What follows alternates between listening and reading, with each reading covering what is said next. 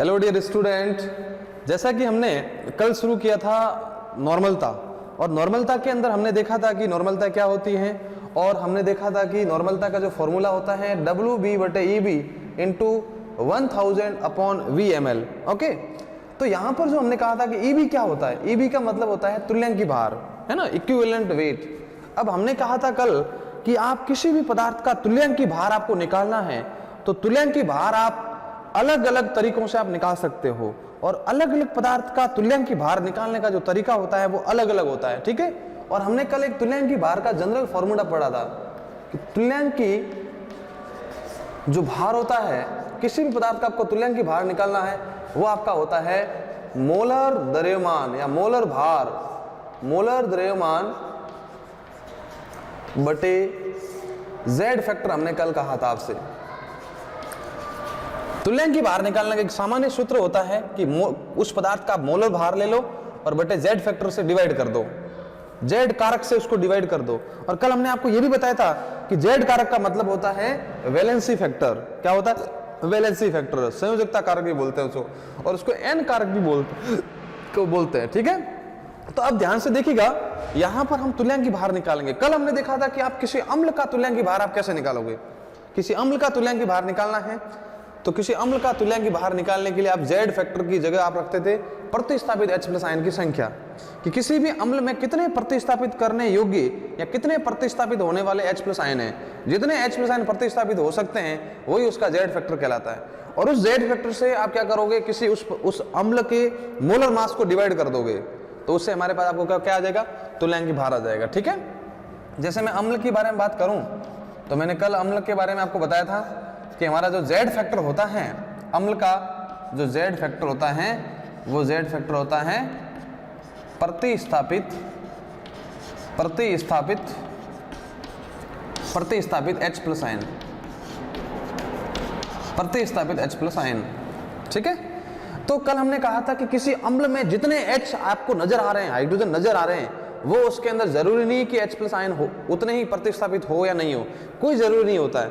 जैसे for example मैं एक रिएक्शन लिख रहा हूं कि आपके पास NaOH है और H2SO4 है। ये आपका क्या है, ये आपका सोडियम हाइड्रोक्साइड है, सोडियम हाइड्रोक्साइड, ये आपका क्या है, सोडियम हाइड्रोक्साइड है।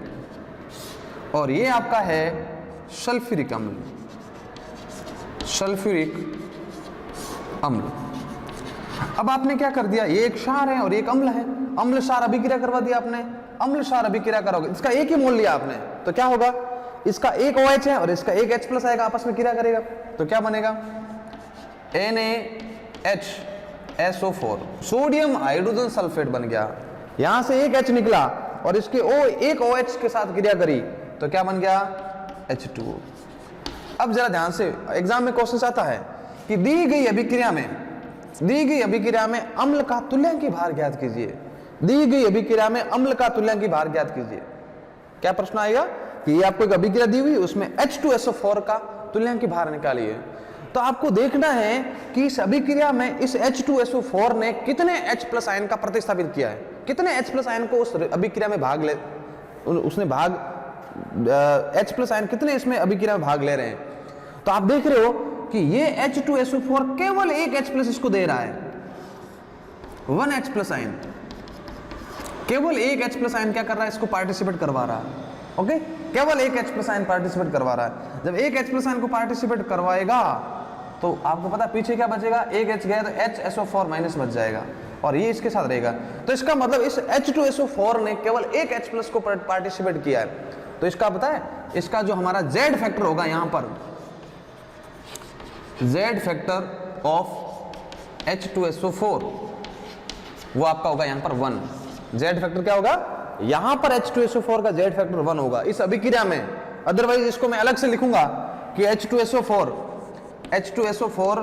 का तुल्यांकी भार लिखा लो, कोई यदि अभिक्रिया में नहीं दिया हुआ, यदि H2SO4 का तुल्यांकी भार आपको निकालना है तो कैसे निकालोगे, मॉलिक्यूलर वेट बटे 2 लिखोगे, क्योंकि इसमें 2 H+ आयन जो है प्रतिस्थापित करने योग्य है। इस H2SO4 में 2 H+ निकल सकते हैं, कल मैंने बताया था आपको। तो इसके आपके Z फैक्टर क्या होगा, 2 होगा। Z फैक्टर इसके अंदर क्या होगा, इसमें 2 होगा। ठीक है। लेकिन इस अभिक्रिया में जेड फैक्टर इसका एक ही है। क्यों एक है? उसका रीजन है क्योंकि ये अभिक्रिया में केवल इसका एक H प्लस आयन ही भाग ले रहा है, एक H प्लस आयन ही प्रतिस्थापित हो रहा है, इसलिए हमने जेड फैक्टर क्या लिया 1। तो यहां इस अभिक्रिया के केस में तुल्यांकी जो भार होगा, तुल्यांकी भार H2SO4, H2SO4 का तुल्यांकी भार होगा वो क्या होगा? मॉलिक्यूलर वेट बटे 1 होगा। इस अभिक्रिया में ध्यान रखना, इस अभिक्रिया में H2SO4 केवल एक H प्लस आयन को प्रतिस्थापित कर रहा है, इसलिए इसका Z फैक्टर 1 ही होगा और इसका तुल्यांकी भार मॉलिक्यूलर वेट बटा 1 होगा। मतलब इसका मतलब क्या हुआ कि तुल्यांकी भार मॉलिक्यूलर वेट के बराबर ही होगा, क्योंकि 1 को डिवाइड करोगे तो ये वेट और ये वेट दोनों बराबर हो जाएंगे। ठीक है, इस अभिक्रिया में इसका तुल्यांकी भार ही, इसका जो मोलर भार ही इसका तुल्यांकी भार कहलाएगा, क्योंकि इसका Z फैक्टर 1 है। ठीक है, अब जरा ध्यान से देखिएगा, एक और इसी की अभिक्रिया लिख देता हूं। चलो कि आप एक और अभिक्रिया लिखिए, उसका तुल्यांकी भार की बात करो। NaOH प्लस, इसको 2 ले लिया आपने और H2SO4 कर दिया। इसकी सांद्रता आपने ज्यादा, इसकी मात्रा ज्यादा ले ली और इसको आपने ये रख लिया। ठीक है, तो क्या बनेगा? इसके अंदर देखो 2 NaOH होंगे और 2 Na होंगे, तो क्या बन गया आपके पास में? Na2SO4 प्लस 2H2,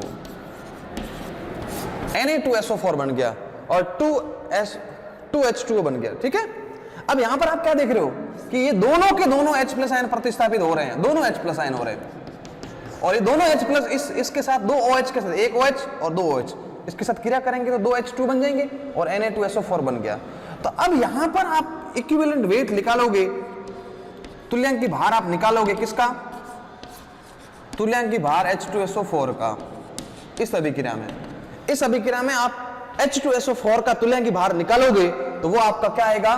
वो आपका आएगा मोलर, है ना, मोलिकुलर वेट में लिख देता हूं, मोलिकुलर वेट बटे आपको 2 लिखना पड़ेगा। यहां पर इस अभिक्रिया के केस में आपको H2SO4 का तुल्यांकी भार क्या लेना पड़ेगा? मॉलिक्यूलर वेट बटे 2 लेना पड़ेगा। 2 क्यों लिखा? क्योंकि Z फैक्टर इसका 2 है। Z फैक्टर 2 क्यों है? क्योंकि ये 2 H प्लस आयन को प्रतिस्थापित कर रहा है, लेकिन इस अभिक्रिया में H2SO4 केवल एक H प्लस आयन त्याग कर रहा है, इसलिए यहां पर इसका Z फैक्टर क्या होगा? 1 ही होगा। तो हमारा इसका तुल्यांकी भार निकालेंगे तो इसके केस में तुल्यांकी भार इसके मोलर द्रव्यमान का क्या रहेगा? बराबर ही रहेगा, लेकिन इस केस में तुल्यांकी भार मोलर द्रव्यमान का जो क्या होगा? आधा हो जाएगा। ठीक है, इस बात को आप ध्यान रखें कि अलग अलग तभी तो मैंने कहा है कि अम्ल के केस में Z फैक्टर का मतलब क्या है? अम्ल के केस में Z फैक्टर का मतलब है कि कितना H प्लस आयन को जो हो रहा है उसको प्रतिस्थापित कर रहा है। जितने H प्लस आयन को ज्यादा प्रतिस्थापित करेगा, जितने H प्लस आयन को ज्यादा प्रतिस्थापित करेगा, उतने ही उसकी क्या होगी?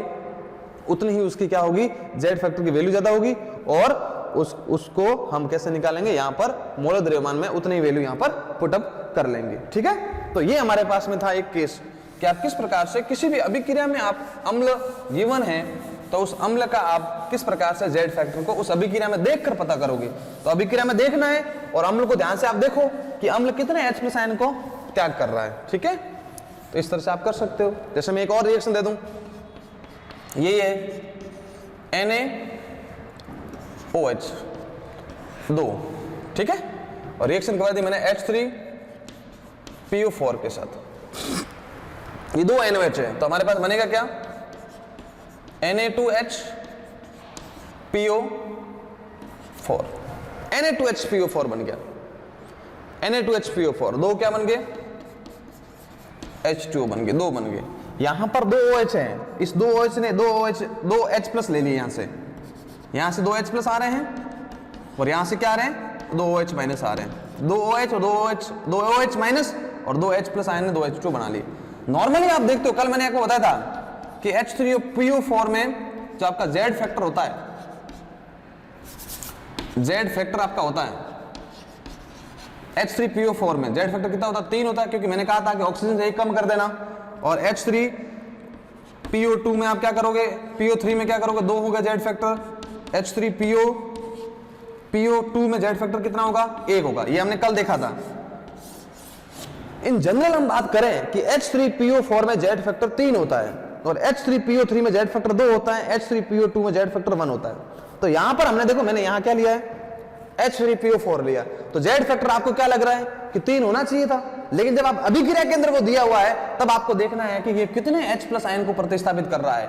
ये अपने अंदर से केवल 2 H+ आयन को निकाल रहा है, बाकी एक वाला H देखो इसके साथ पड़ा है, तो ये केवल 2 H+ आयन इस क्षार के साथ क्रिया करवा रहा है। इसका मतलब यहां पर इसका Z फैक्टर, यहां पर इसका Z फैक्टर कितना है, 2 है। और इसका आप तुल्यांकी भार यदि निकालना चाहोगे, तुल्यांकी H3PO4, इस अभिक्रिया के केस में H3PO4 का तुल्यांकी भार आप निकालोगे तो वो तुल्यांकी भार किसके इक्वल होगा पता है, वो तुल्यांकी भार इक्वल होगा मॉलिक्यूलर वेट बटे 2 होगा, न कि 3 होगा। नॉर्मली 3 होता है कि ये 3 H+ आयन को त्याग सकता है, लेकिन यहां इस केस में ये H+ आयन कितना दे रहा है, केवल 2 ही दे रहा है, इसलिए इसका मॉलिक्यूलर वेट बटे 2 करना पड़ेगा। Z फैक्टर की जगह आपको 2 लिखना पड़ेगा, Z फैक्टर की जगह क्या लिखना पड़ेगा, 2 लिखना पड़ेगा आपको। क्यों? क्योंकि ये अभिक्रिया में कितना त्याग कर रहा है, अभिक्रिया में कितने H+ आयन को प्रतिस्थापित कर रहा है, 2 को कर रहा है, 2 दे रहा है H+ आयन, एक H+ आयन इसके साथ ही PO4 के साथ ही पड़ा है। ठीक है, तो इस बात का आप ध्यान रखें कि वो जरूरी नहीं है कि जितने उसके अंदर H+ आयन प्रतिस्थापित करने योग्य हो वो सब के सब प्रतिस्थापित कर ले, वो 1 भी कर सकता है, वो 2 भी कर सकता है, वो 3 भी कर सकता है। तो ये आप कैसे डिसाइड करोगे, ये आप अभिक्रिया को देखकर डिसाइड करोगे। ये क्या करोगे, अभिक्रिया को देखकर डिसाइड करोगे। जैसे मैं इसी की अभिक्रिया का एक और लिख लूं, यहां पर आपने लिख दिया कि यहां पर इसका Z फैक्टर कितना है, इसका Z फैक्टर आपने लिख दिया 2 है। ये केवल मैंने ये इसका यही लिख दूं, केवल NaOH प्लस H3PO4, और मैंने यही लिख दिया केवल NaH2PO4 प्लस H2। अब अभी तक तो आप समझ गए होंगे मेरे ख्याल से कि Z फैक्टर का आप डिसाइड कैसे कर रहे हो। यहां पर आप क्या देख रहे हो, यहां पर Z फैक्टर नॉर्मली H3PO4 के कितने होते हैं, 3 होते हैं, लेकिन यहां पर 3 नहीं है, इसने केवल एक H+ आयन का ही त्याग किया है। इसने क्या कर दिया, केवल एक H+ आयन का त्याग किया। देखो H2PO4 पड़ा है, एक ही दिया केवल इसने, तो इसका मतलब इस केस में इसका Z फैक्टर जो होगा, इसका Z फैक्टर होगा, वो Z फैक्टर क्या होगा, Z फैक्टर 1 ही होगा। इस केस में इसका Z फैक्टर क्या होगा, 1 ही होगा। तो कुछ नहीं करना है आपको, जब किसी अभिक्रिया में अम्ल दिया हुआ हो और अम्ल के बारे में आपसे पूछा गया हो कि इस अम्ल का तुल्यांकी भार क्या है, तो सबसे पहले आपको यह पता करना है कि इस दी गई अभिक्रिया में जो अम्ल है वो कितने H+ आयन को प्रतिस्थापित कर रहा है। जितने H+ आयन को प्रतिस्थापित कर रहा है उस H+ आयन को, H+ आयन ही वो क्या कहलाएगा, उसका Z फैक्टर कहलाएगा। और उस Z फैक्टर से आपको क्या करना है, मोलर मास जो उस H2SO4 का है, H3PO4 का है, किसी भी अम्ल का हो, उस मोलर मास को आप क्या करोगे, Z फैक्टर से डिवाइड कर दो। और Z फैक्टर से जब आप डिवाइड कर दोगे तो आपके पास वैल्यू क्या आ जाएगी, आपके पास में तुल्यांकी भार की मात्रा आ जाएगी। इसका तुल्यांकी भार मैंने आपको बता दिया कि इक्विवेलेंट जो वेट होगा वो मोलर वेट बटे 3 होगा, और इस केस में इसका इक्विवेलेंट जो वेट होगा वो इक्विवेलेंट वेट मोलर वेट बटे 1 होगा। ध्यान रखना, भले ही H3PO4 के पास में 3 प्रतिस्थापित करने योग्य H+ आयन है, लेकिन वो इस अभिक्रिया में केवल इस अभिक्रिया में केवल 2 ही कर रहा है, या 2 लिखना चाहिए ना, वो इस अभिक्रिया में केवल 2 H+ आयन को ही प्रतिस्थापित कर रहा है। और इस केस के अंदर आप देख रहे हो कि H3PO4 केवल एक H+ आयन को ही प्रतिस्थापित कर रहा है। इसका मतलब इस केस में इसका Z फैक्टर 2 है, इस केस में इसका Z फैक्टर क्या है, 1 होगा। तो उम्मीद करता हूं कि यह बात आपको समझ में आ गई होगी कि किसी भी अम्ल का आपको तुल्यांकी भार निकालना है तो किसी भी अम्ल का आप तुल्यांकी भार किस तरह से निकालोगे। अम्ल का तुल्यांकी भार निकालने का सामान्य सूत्र होता है मोल द्रव्यमान बटे Z फैक्टर। Z फैक्टर का मतलब होता है अलग अलग केस में अलग अलग Z फैक्टर होता है। अम्ल के रेस्पेक्ट में यदि बात करें तो अम्ल का Z फैक्टर होता है प्रतिस्थापित H+ आयन। अब वो H+ आयन कितना प्रतिस्थापित कर रहा है, यदि वो किसी के साथ अभिक्रिया नहीं कर रहा है, वो अकेला पड़ा है, तो उसके अंदर मैक्सिमम H+ आयन कितने होते हैं वो आप देख लो कि H3PO4 का तुल्यांकी भार निकालो तो उस समय आप इसका मोलर मास ले लो और उस मोलर मास को 3 से डिवाइड कर दो। इस केस में निकालोगे तो इसके मोलर मास को 2 से डिवाइड कर दो, इसके मोलर मास को आप क्या करोगे 1 से डिवाइड करोगे। अब ये कहां से है, आपको मैंने कल बता दिए थे, ये कहां से है, ये हमने इसकी स्ट्रक्चर से देखे कि इसके अंदर केवल 3 H+ आयन प्रतिस्थापित करने योग्य हो सकते हैं, इसमें 2 हो सकते हैं और इसमें क्या हो सकता है, 1 हो सकता है। ठीक है, तो अभी तक हमने केवल ये पढ़ा है कि आपने अम्ल का तुल्यांकी भार कैसे निर्धारित किया है। ठीक है, अब हम देखते हैं क्षार का, कि आप क्षार का तुल्यांकी भार कैसे निकालोगे। ठीक है, बी नंबर, क्षार के लिए आप क्या करोगे, क्षार का जो Z फैक्टर होता है, मैंने कहा कि अलग अलग के लिए Z फैक्टर अलग अलग होगा। अम्ल के लिए Z फैक्टर हमने देख लिया, क्षार के लिए जेड फैक्टर होता है प्रतिस्थापित, आप समझ गए होंगे मैं क्या लिखने वाला हूं, प्रतिस्थापित OH माइनस आयनों की संख्या,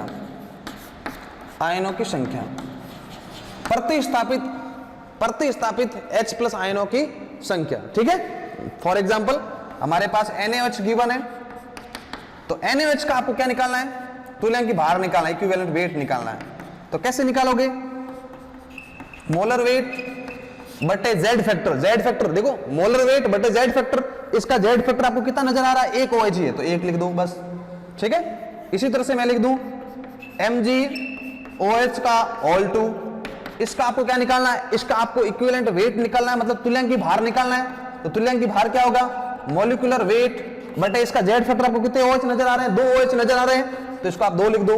ठीक है, इसी तरह से मैंने क्या कर दिया, AlOH का होल ट्राइड लिख दिया, तो इसका इक्विवेलेंट वेट क्या होगा, इक्विवेलेंट वेट बराबर हो जाएगा मॉलिक्यूलर वेट बटे 3 हो जाएगा। तो आप समझ रहे हो कि किसी भी क्षार का तुल्यांकी भार निकालने के लिए उसके मोलर मास को आप किससे डिवाइड कर लोगे कि उसमें कितने OH आयन प्रेजेंट है जो किसी को डोनेट कर सकता है ना। OH इसमें 1 है तो इसका जेड फैक्टर 1 ही हुआ, 1 से किसको डिवाइड, मॉलिक्यूलर वेट को किससे डिवाइड कर लो, 1 से डिवाइड कर लो। यहां जेड फैक्टर कितना है, 2 है, इसका जेड फैक्टर कितना होगा, 3 है। ठीक है, इस तरह से हम निकाल सकते हैं। अब किसी भी अभिक्रिया में वो किस तरह से रिएक्शन करेगा और किस तरह से नहीं करेगा, है ना। तो एक एग्जांपल लेकर हम देख सकते हैं। देखिए ध्यान से यहां पर कि हमने एग्जांपल लेकर देखा कि हमारे पास ये रिएक्शन है, ये MgOH का होल 2 प्लस हमने देख लिया HCl, ये है MgOH होल 2 और HCl के साथ ये रिएक्शन कर रहा है। तो इसके अंदर केवल एक H प्लस है और इसके अंदर 2 OH है, तो ये एक H प्लस होता है, एक OH के साथ रिएक्शन करेगा तो क्या बनेगा, MgOH, एक निकल गया, इसके साथ तो H2 बना लिया और एक Cl आकर यहां जुड़ गया और एक H2 बना लिया ना। अब आप क्या देख रहे हो, भले ही MgOH के अंदर 2 OH आपको नजर आ रहे हैं, देखो MgOH में जेड फैक्टर 2 होता है, लेकिन इस अभिक्रिया में जेड फैक्टर 1 ही है। इस अभिक्रिया में जेड फैक्टर क्या है, इस अभिक्रिया में आपका जेड फैक्टर, इस अभिक्रिया में MgOH का जेड फैक्टर 1 ही है। क्यों 1 है, क्योंकि इस अभिक्रिया में MgOH ने केवल एक OH को त्यागा है, एक OH को प्रतिस्थापित किया है, एक इसके पास खुद पड़ा है, देखो ये पड़ा है, तो इसका जेड फैक्टर क्या होगा, 1 होगा। तो इसका इक्विवेलेंट वेट क्या होगा, इक्विवेलेंट वेट बराबर हो जाएगा मोलर वेट बटे 1 हो जाएगा। यहां नॉर्मली देखते थे तो इसका इक्विवेलेंट वेट होता था मॉलिक्यूलर वेट बटे 2, लेकिन इस अभिक्रिया के केस में आप देखोगे तो उस अभिक्रिया के केस में आपको क्या नजर आएगा, मॉलिक्यूलर वेट बटे 1 नजर आएगा आपको। ठीक है, 1 क्यों लिखा, क्योंकि इसमें केवल एक प्रतिस्थापित करने योग्य H प्लस आयन है। ठीक है, तो इन जनरल किसी भी क्षार का आप क्या निकालना चाहोगे, किसी भी क्षार का आप तुल्यांकी भार निकालना चाहोगे तो उसके मोलर मास को आप किससे डिवाइड कर लोगे, उसके अंदर कितने OH माइनस आयन प्रेजेंट है जो प्रतिस्थापित करने योग्य हो, या फिर किसी अभिक्रिया गिवन हो तो अभिक्रिया में आप देख लो कि अभिक्रिया में आपके कितने H प्लस आयन है या कितने OH माइनस आयन है जो क्या कर रहा है, वो प्रतिस्थापित कर रहा है यहां पर। ठीक है, तो ये इस तरह से आप किसी का बेस का आप तुल्यांकी भार निकाल सकते हो। ठीक है, अब जरा हम देखते हैं कि यहां पर किसी भी साल्ट का, किसी भी लवण का तुल्यांकी भार कैसे निकाला जाता है, और ये थोड़ा इंपॉर्टेंट है। ठीक है, किसी भी लवण का तुल्यांकी भार कैसे निकालना है। तुल्यांकी भार की बात आ गई तो हम तुल्यांकी भार को थोड़ा अच्छे से पढ़ लेते हैं। तुल्यांकी भार, किसी भी लवण का तुल्यांकी भार आप कैसे निकालना है। तीसरा नंबर हम देखते हैं, किसी लवण का तुल्यांकी भार आप कैसे निकालोगे, लवण साल्ट का। तो साल्ट का तुल्यांकी भार निकालने के लिए मोलर मास तो हमें पता ही होता है, हमें जेड फैक्टर पता होना चाहिए। तो लवण का जेड फैक्टर क्या होता है, लवण का जेड फैक्टर होता है कुल धनावेश, कुल धनावेश। ठीक है, या कुल ऋणावेश।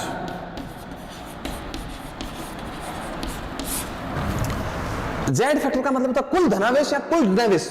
ऋणावेश की नंबर कितने हैं, जैसे फॉर एग्जांपल जैसे मैंने NaCl लिया, ठीक है, इस NaCl का आपको क्या निकालना है, तुल्यांकी भार निकालना है।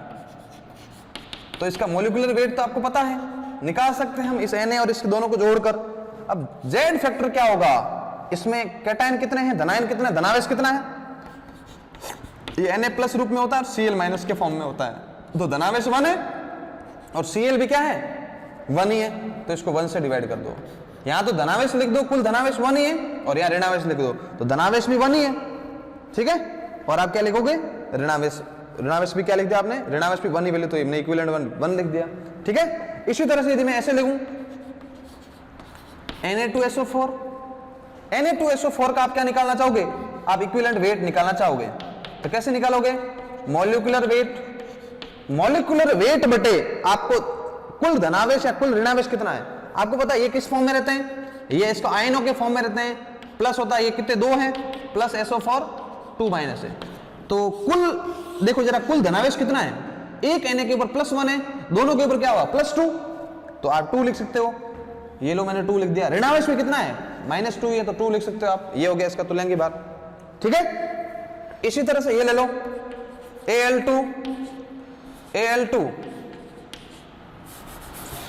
Al2SO4 का ऑल्ट्राइड एल्यूमिनियम सल्फेट ले लो, तो एल्यूमिनियम सल्फेट का तुल्यांकी भार आपको निकालना है, तो आप कैसे निकालोगे, इसका मॉलिक्यूलर वेट ले लो, इक्विवेलेंट वेट कैसे निकालोगे, इक्विवेलेंट वेट इसका आप क्या ले लोगे, मॉलिक्यूलर वेट ले लो, और इस मॉलिक्यूलर वेट को किससे डिवाइड कर लो, इस मॉलिक्यूलर वेट को आप डिवाइड कर लोगे इसके कुल धनावेश से। धनावेश देखो इसको कैसे लिखते हैं, 2Al3+ और SO4 2 माइनस है, ये कितने 3 है, तो अब देखो जरा कुल धनावेश कितना है यहाँ पर कुल धनावेश यहाँ पर है 2 × -1, एक के ऊपर -3 है, तो 2 के ऊपर कितना होगा +6, ठीक है, ये +6 हो गया, यहां पर कितना हो गया -6 हो गया, तो यहां तो आप 6 लिख दो, यहां से ऋणावेश भी 6 है और टोटल धनावेश भी कितना है 6 है, तो इक्विवेलेंट वेट बराबर क्या हो जाएगा 6 हो जाएगा, ठीक है।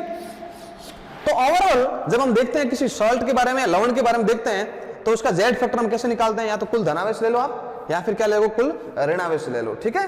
किसी भी सॉल्ट के अंदर कुल धनावेश और कुल ऋणावेश का आप पता कर लो कि धनायन कितना है, या तो धनायन का पता कर लो, धनायन के ऊपर चार्ज कितना है, जैसे फॉर एग्जांपल मैं एक और कोई एग्जांपल ले लूं, Na2CO3 मैंने लिया, इसके अंदर कुल धनायन कितना है, धनावेश कितना है, एक Na के ऊपर +1 होता है, तो 2 के ऊपर कितना होगा 2 होगा, तो इसका जेड फैक्टर 2 होगा। या फिर इसको देख लो, CO के ऊपर 2 माइनस होता है, तो इसका 2 होगा जेड फैक्टर, ठीक है। इसी तरह से मैं बात करूं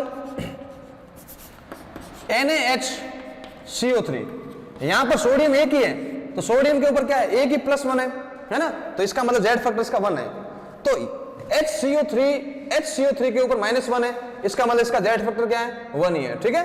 तो क्या देखा आज हमने कि आज हमने इस तरह से 3 कंक्लूजन देखे हैं कि किस प्रकार से आप किसी सॉल्ट का जेड फैक्टर कैसे निकालोगे और उससे तुल्यांकी भार कैसे निकालोगे, ठीक है।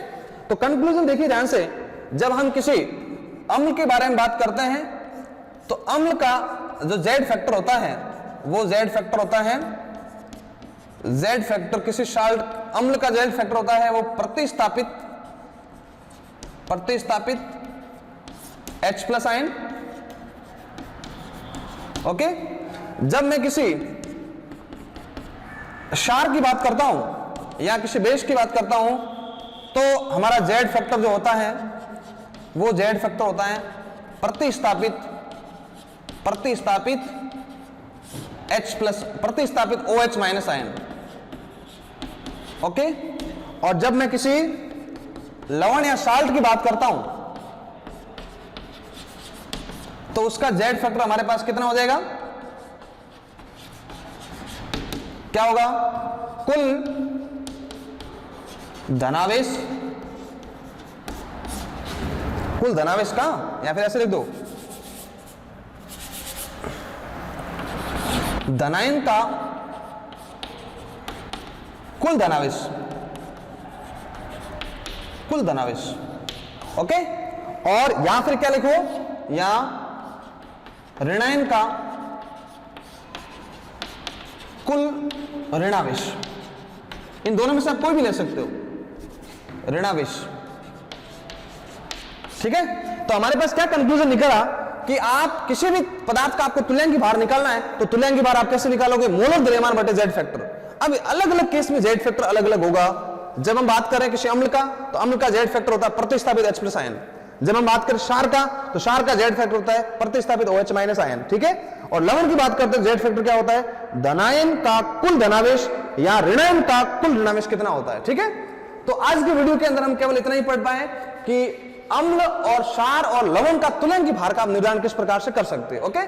कल हम पढ़ेंगे कि इन तुल्यांकी भार की सहायता से हम ग्राम तुल्यांक कैसे निकालेंगे, ग्राम तुल्यांक, इस तुल्यांकी भार की सहायता से ग्राम तुल्यांक कैसे निकालेंगे, इक्विवेलेंट, ग्राम इक्विवेलेंट कैसे निकालेंगे, और ग्राम इक्विवेलेंट से हम किस प्रकार से सॉल्यूशन की नॉर्मलता निकालेंगे, और वो हम पढ़ेंगे कल वाले वीडियो में, ठीक है। तो आज के लिए इतना है, धन्यवाद।